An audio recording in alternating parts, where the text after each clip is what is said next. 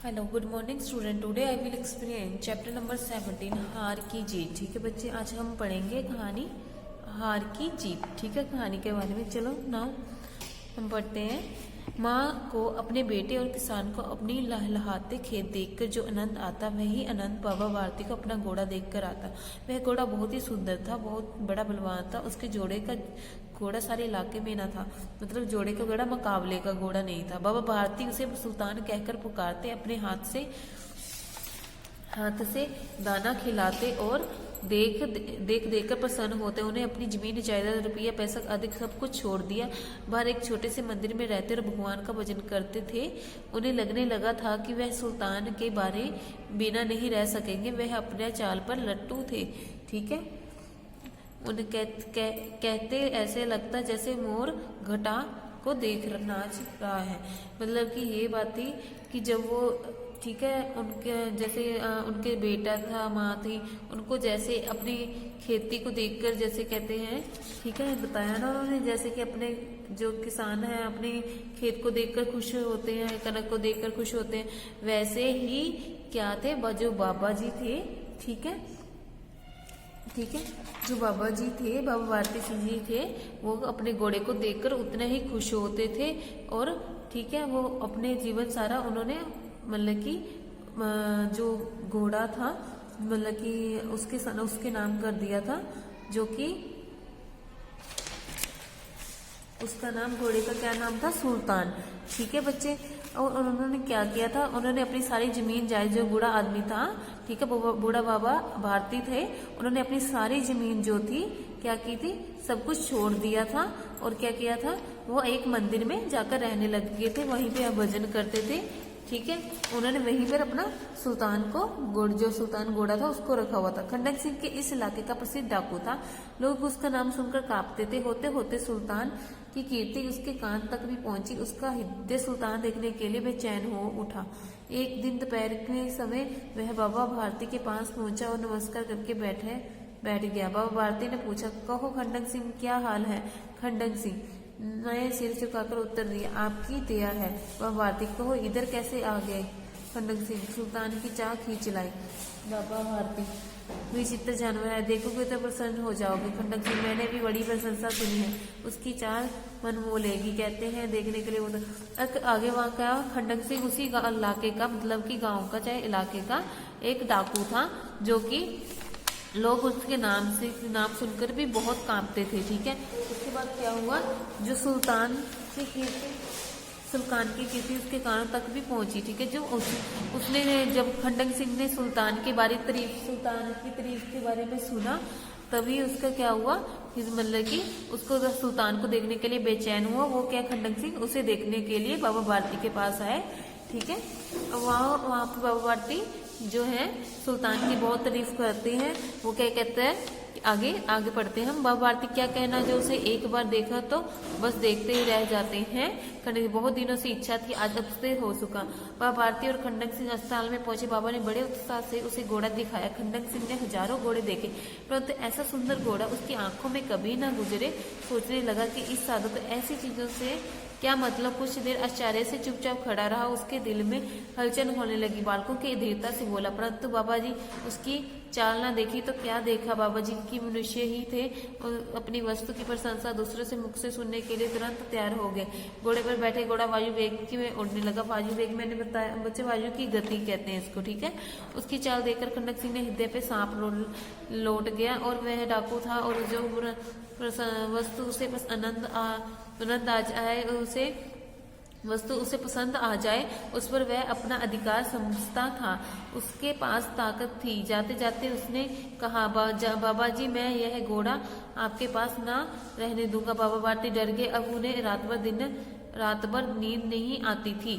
सारी रात अस्तबल की रखवाली में काटने लगे। हर समय खंडक सिंह का वह लगा रहता। कई मास बीत गए, मगर वह वह ना आया। यहाँ तक कि बाबा भारती कुछ असावधान हो गई, मतलब कि कई महीने बीत गए वो नहीं आया, तो बाबा भारती बहुत आसान, मतलब आगे क्या पड़ा। वो जब बाबा भारती जी ने उस घोड़े की प्रशंसा की तो खंडक सिंह उसे देखने के लिए उतावला हुआ। वो कहते हैं मुझे दिखाओ तो सा उतावला होना, ठीक है।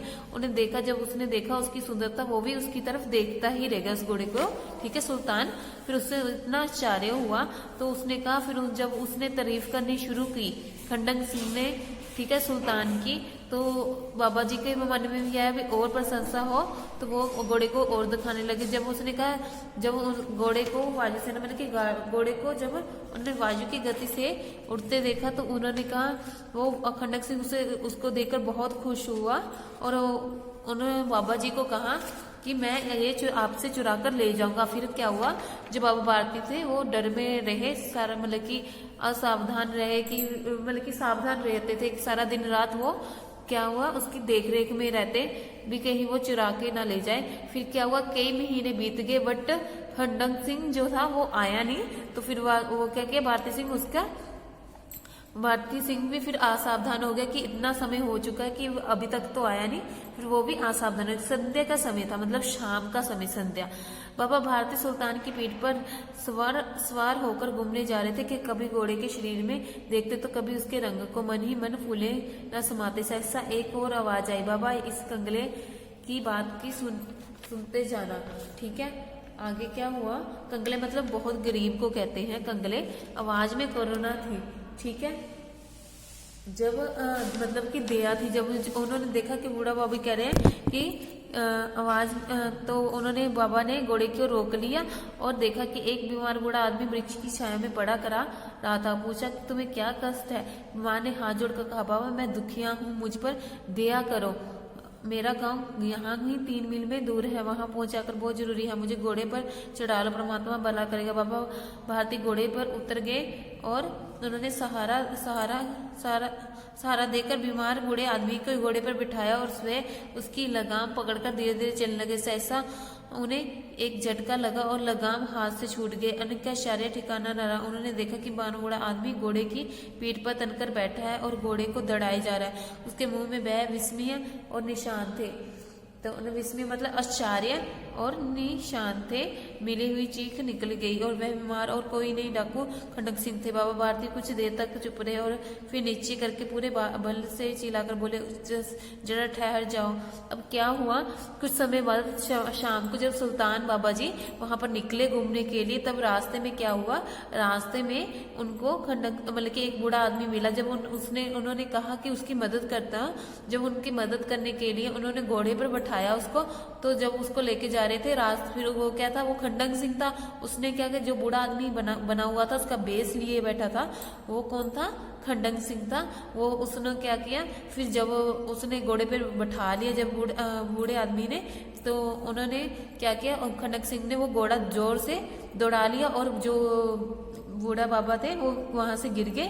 तो वहां आगे क्या हुआ, फिर जब खंडक सिंह उसको घोड़े को भगाया जा रहा था, तब उन्होंने क्या, बूढ़े बाबा ने आवाज मारी और उसको कहा कि उसकी गर्दन पर प्यार से हाथ फेरते हुए कहा, बाबा यही है घोड़ा, अब ना दूंगा। और क्या कहा, उसने खंडक सिंह ने घोड़े देने के लिए बाबा जी को मना कर दिया।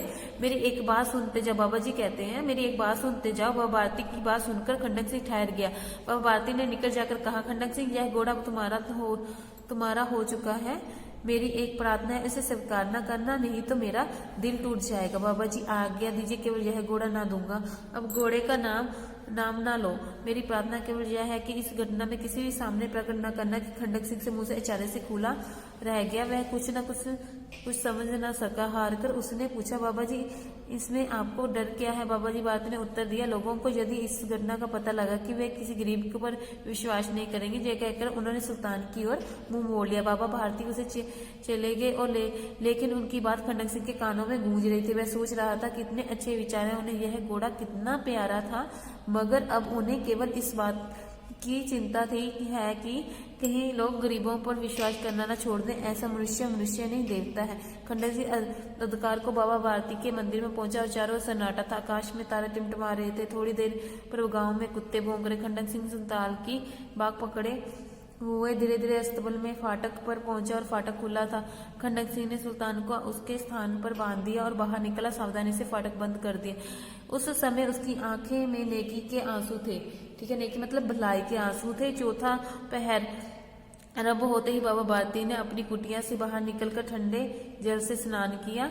ठीक है, उन्हें पाँव अपने आप अस्तबल की ओर बढ़ चले। फाटक पर पहुंचा, उनके अपनी भूल का पता चला और वे वहीं रुक गए। घोड़े ने अपनी स्वामी के कदम की आहट को पहचान लिया और जोर से हिंकाकर बाबा भारती आचार्य के प्रसन्न से दौड़ते हुए अनंत घुसे और अपने प्यारे घोड़े के गले से लिपटकर इस प्रकार रोने लगे कि मानो कोई पिता बहुत दिन से बिछड़े हुए पुत्र से मिल रहा हो। बार बार उसकी पीठ पर हाथ फेरते, बार बार उसके मुंह पर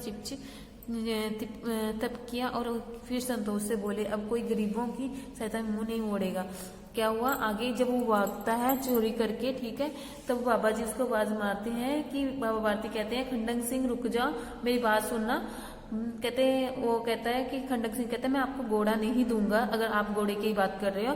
वो कहते नहीं, ये तुम अपने पास रखो, बट कभी भी किसी को ये बात ना बताना, नहीं तो लोग गरीबी पर भी गरीब लोगों पर भी विश्वास करना छोड़ देंगे। जब यही बात खंडक सिंह ने ये बात सुनी तो उसके मन में आया कि मैं ये भगवान ही है, उनके ऐसा मनुष्य ही देवता है जो इतनी उसको ये बात का डर नहीं कि घोड़ा ले गया, वो इस बात से डर रहा है कि गरीबों की लोग मदद ना करेंगे। इस ये बात सुनकर फिर वो क्या करता है, खंडक सिंह वही शाम को वहां पे घोड़ा बांध जाता है उनके तबेले में। तो फिर वो क्या होता है, जब बाबा जी उठते हैं सुबह तो वो देखता है कि हाँ ये तो अब जब वो तबेले की तरफ जाते हैं वहां पे घोड़े को जब देखते हैं वो खुशी से मतलब कि इतनी प्रशंसा हो जाती है उनको कि उनको देखकर बहुत खुश होते हैं। वो एक दूसरे के गले मिलते हैं। ठीक है, जब घोड़ा और बाबा जी मिलते हैं फिर एक दूसरे की, और ऐसे लगता है कि उन्होंने कभी कितने टाइम का विछोड़ा सहा है। ठीक है, नेक्स्ट हमने इस कहानी में क्या पढ़ा है, ये कहानी में हमने घोड़े से बहुत प्रेम करते हैं बाबा जी के बारे में पढ़ी है। तो इसमें और क्या पढ़ा है, एक डाकू जो धोखे से उस घोड़े को छीन कर लेके जाता है। घोड़े ने बल्कि इस बात की चिंता घोड़े को और कर बाबा जी को ये बात की चिंता नहीं होती कि लोग गरीबी के दया से मतलब कि किसी की मदद करना बंद कर देंगे। हमने इस कहानी में पढ़ा और इस कहानी में हमने उनकी भावना और आत्मसात के बारे में पढ़ा। ठीक है, ओके बच्चे।